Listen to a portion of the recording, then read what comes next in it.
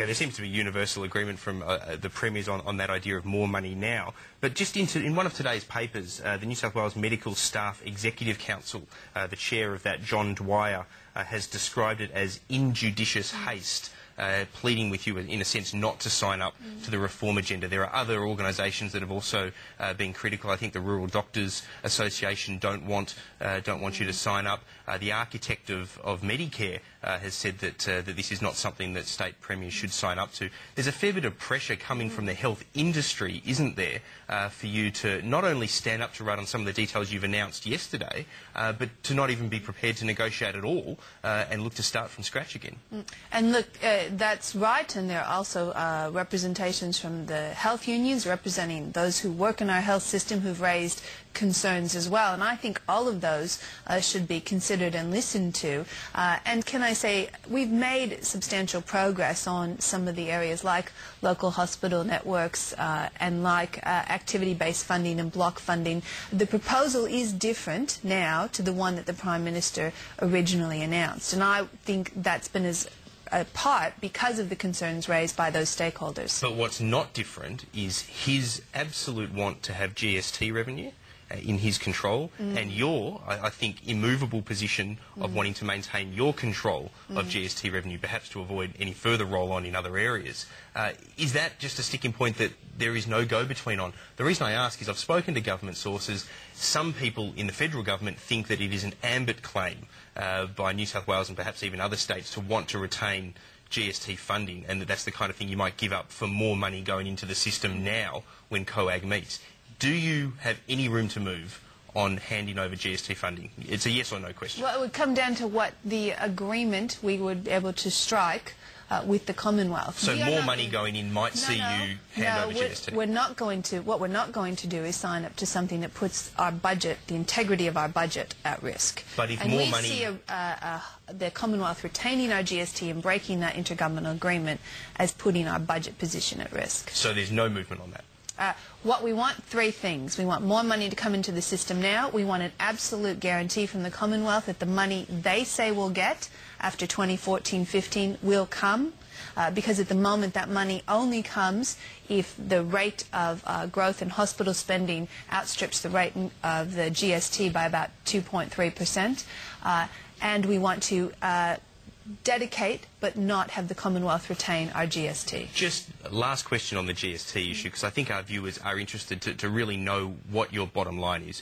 Am I right in understanding your bottom line is that you absolutely must retain control of GST revenues, and you under no circumstances, even additional funding going in from the Commonwealth, you under no circumstances are prepared to give up that GST control? We absolutely must maintain the integrity of our budget. Which means maintain your GST revenue? Again, maintain the integrity of our budget. And we see maintaining the integrity of the intergovernmental agreement as fundamental to that. Okay. There's some of the rhetoric that's come from the federal government on this. I'm just wondering how helpful or unhelpful you see it. Kevin Rudd has said that the blank cheque theory of health and hospitals doesn't work. His health minister, Nicola Roxon, has said put in a bucket for state treasurers to slosh it around into other areas is not a good look. Have you found some of the jostling from the rhetoric from the federal side of this debate, frankly, offensive? They're arguing that their state Labor colleagues can't manage health, so therefore they have to take it over. That's unhelpful, isn't it?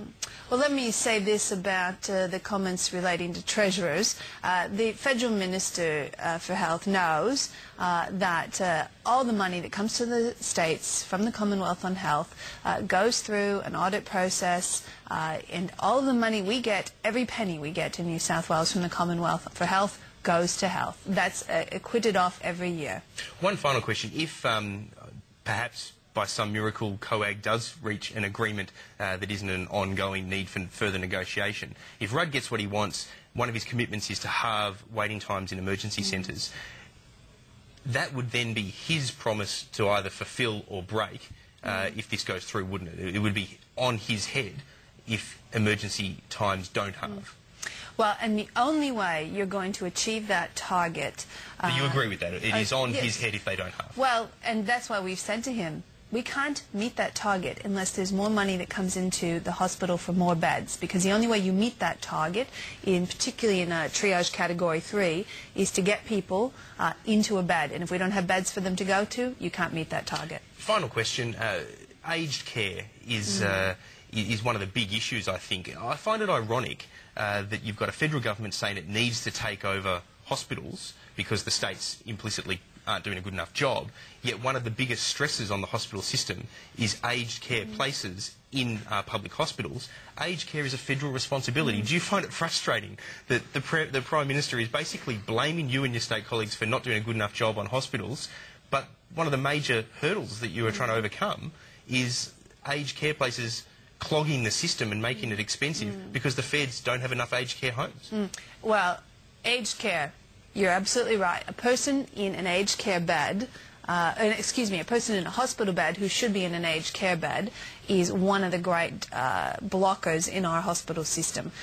Ideally, in time, we would like to see the Commonwealth's commitment that they are the 100% funder of aged care also mean that they are paying on a per-patient basis for those people who are in our hospitals that have already been assessed to go to an aged care bed. We think in time... If they did that now, you might not need the whole rest of this reform package. Well, it would set up the financial incentives right for the Commonwealth to move those people out of a hospital and into an aged care bed.